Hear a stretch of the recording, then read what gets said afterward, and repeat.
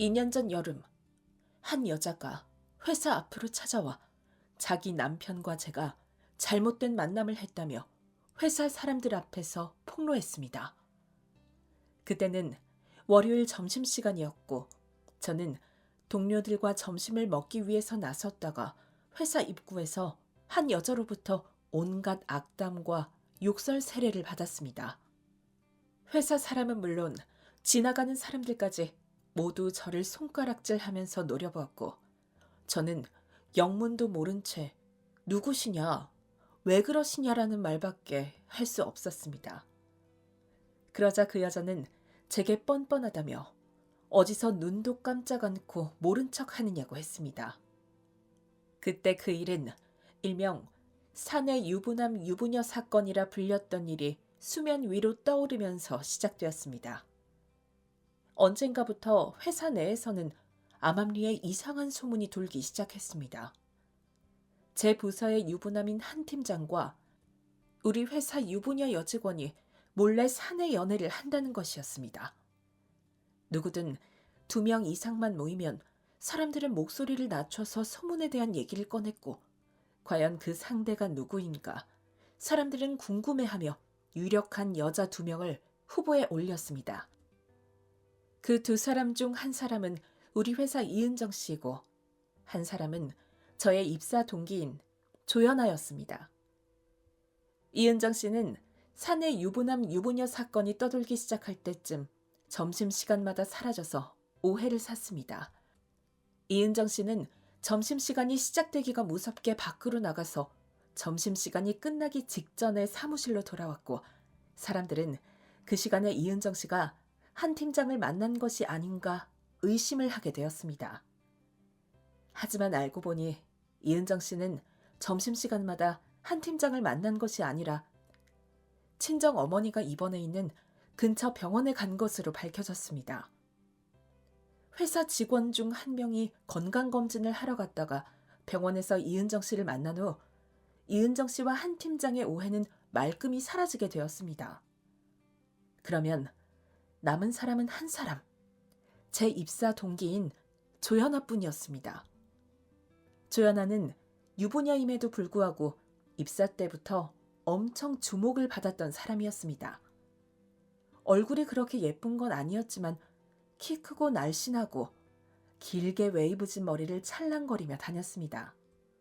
뿐만 아니라 옷차림도 다른 여직원들과는 조금 남달랐습니다. 조연아는 항상 짧은 치마가 아니면 몸매가 드러나는 옷만 입었습니다.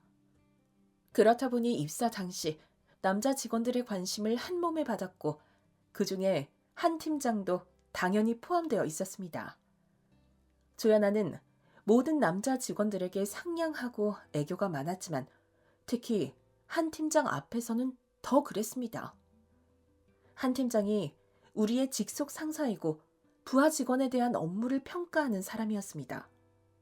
그리고 한 팀장의 업무 평가는 업무 인센티브로 이어졌습니다. 그렇다 보니 조연아의 업무 태도는 남달랐습니다. 업무 보고를 할 때 일반 여자 직원들은 팀장으로부터 적당한 거리를 유지한 채 업무에 대한 얘기를 나눴지만 조연아는 항상 한 팀장과 닿을 듯 말 듯 아주 가까운 위치에서 업무 보고를 했습니다.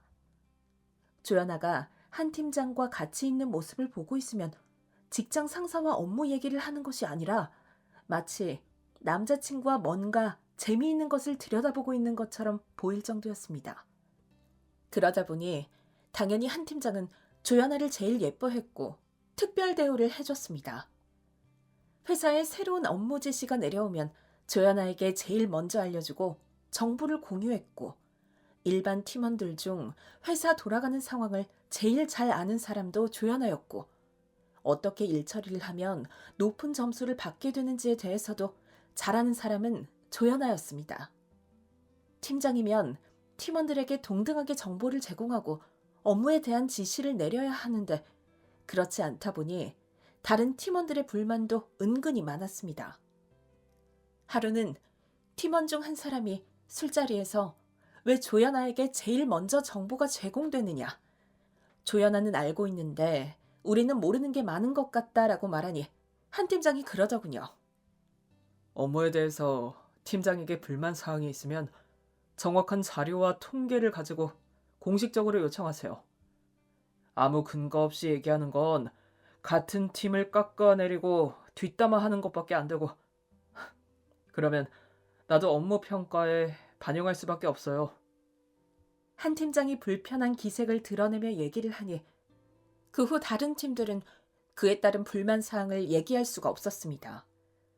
둘이 무슨 정보를 주고받았는지 일일이 확인해 볼 수도 없고 자료도 통계도 당연히 제시할 수 없었으니까요. 그 일이 있으므로 조연아는 팀장에게 더 상냥했고 팀장과 둘이 남아서 늦게까지 일하는 날도 많았습니다. 조연아가 야근을 하면 팀장도 야근을 하고 팀장이 야근을 하면 조연아도 야근을 하는 그런 식이었죠. 그렇게 둘은 존경하고 아끼는 팀장과 팀원에서 하늘도 허락하지 않은 사이로 발전한 것이었습니다. 회사 사람들 대부분이 둘 사이를 눈치채고 있었지만 잘못 입을 놀렸다 괜히 불똥이라도 튈까봐 보이지 않고 들리지 않는 곳에서만 둘 사이를 얘기했습니다.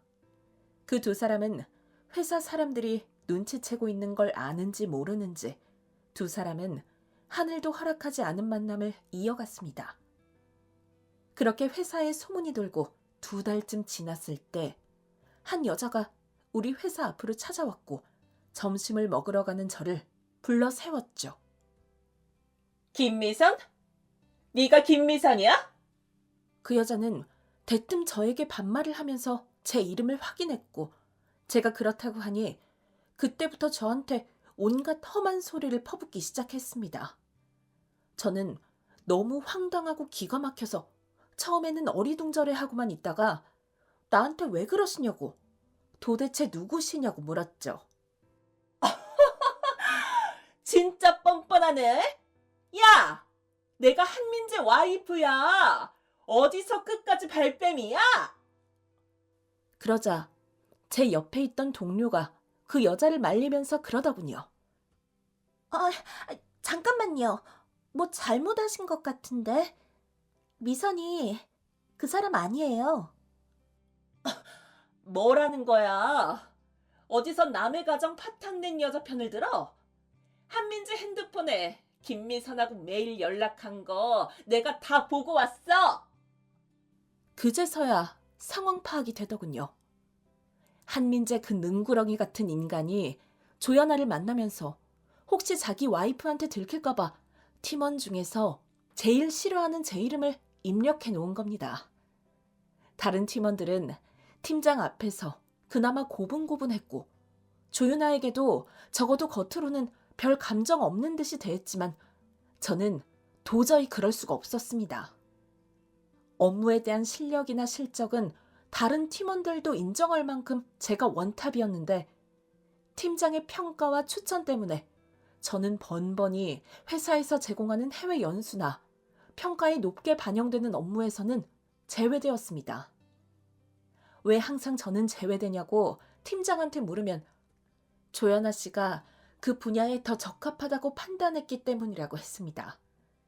그리고 그건 어디까지나 팀장의 재량인데 이렇게 따지고 묻는 것은 월권이라며 컴플레인을 걸 거면 김미선 씨가 이 업무에 더 적합하다는 증거를 제시하고 공식적으로 컴플레인을 걸라고 했습니다. 그래서 저는 지금까지 제가 일했던 업무 실적과 그동안 팀장과 나누었던 대화들을 모두 기록한 것을 자료로 제출해 공식 컴플레인을 걸었습니다. 그 후 팀장은 늘 저를 불편하고 짜증나게 생각했고 그건 조연아도 마찬가지였습니다.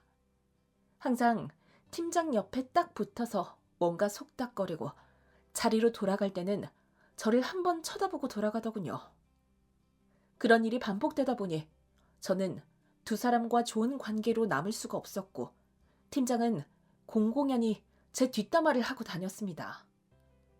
당연히 집에 가서도 제 욕을 엄청 했을 것이고 본인 와이프가 의심하지 못하게 조연아 대신 제일 짜증나고 보기 싫은 제 이름을 전화기에 입력해놨을 겁니다. 이름만 봐도 바람날 상대가 아니라고 생각이 드는 사람. 절대 한 팀장과 바람이 날 수 없는 사람이 바로 저였으니까요. 저는 한 팀장 때문에 너무 힘들어서 회사를 그만둘까 수도 없이 생각했습니다. 하지만 한 팀장과의 팽팽한 긴장 속에서도 그나마 버틸 수 있었던 건 주변 동료들과 저에게 힘을 실어주는 다른 팀장님들 때문이었습니다. 그래도 직속 상관이 힘들게 하니 오래 버티지는 못하겠다는 생각이 들었고, 저는 틈만 나면 이직할 만한 직장을 찾아보는 게 일상이 되었습니다.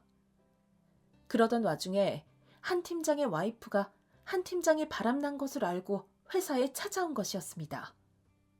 그 후 판세는 완전히 뒤집혔죠. 한 팀장의 와이프가 사무실에서 난리친 후에 한 팀장과 조연아의 소문이 회사 전체에 삽시간에 퍼졌고, 한 팀장 와이프는 본인 남편과 바람난 여자가 제가 아니라 조연아라는 사실을 알게 되었던 것입니다. 한 팀장이 자기를 속여가면서까지 바람 피운 걸 알게 된 한 팀장 와이프는 그 두 인간 모두 절대 사회에 발 못 붙이게 할 거라며 수단과 방법 가리지 않고 자료를 모으고 소문을 내고 다녔습니다. 그도 그럴 것이 한 팀장 아내가 회사에 찾아왔을 때가 둘째 낳은 지 6개월도 되지 않았을 때였습니다. 한 팀장은 자기 와이프가 임산부일 때부터 조연아와 바람이 났던 거죠. 그 소문까지 회사에 퍼지면서 사람들은 모두 둘 다 인간도 아니라고, 어떻게 임신한 아내를 두고 그럴 수 있냐고 다들 손가락질했고, 회사 사람들 대부분이 두 사람하고 마주쳐도 인사도 하지 않았습니다. 조연아는 그런 회사 분위기를 견디지 못해서 먼저 사표를 제출했고, 조연아 남편은 둘 사이 애도 없으니 미련 없이 이혼했다고 했습니다. 하지만 한 팀장은 감히 회사를 관두지는 못하더군요. 한 팀장의 와이프가 애 둘씩이나 있는데 앞으로 어떻게 할 거냐고, 애 커서 자기가 직장 구할 때까지 이혼은 없으니 무조건 월급 받아서 가져오라고 한 모양이었습니다. 한 팀장은 결국 팀장직을 내려놓고 사람들과의 교류가 제일 적은 팀으로 부서를 옮기게 되었습니다. 그 후 같은 팀 선배가 팀장으로 가게 되었고, 그때부터 저에게도 평화가 찾아왔습니다. 회사를 그만두려고 수도 없이 생각했는데 버티니 이렇게 좋은 날도 오게 되더라고요. 세상에 비밀은 없고 오물은 덮어도 냄새가 난다는 것을 알고 둘 다 다른 사람 인생 피해주지 말고 똑바로 살길 바랍니다.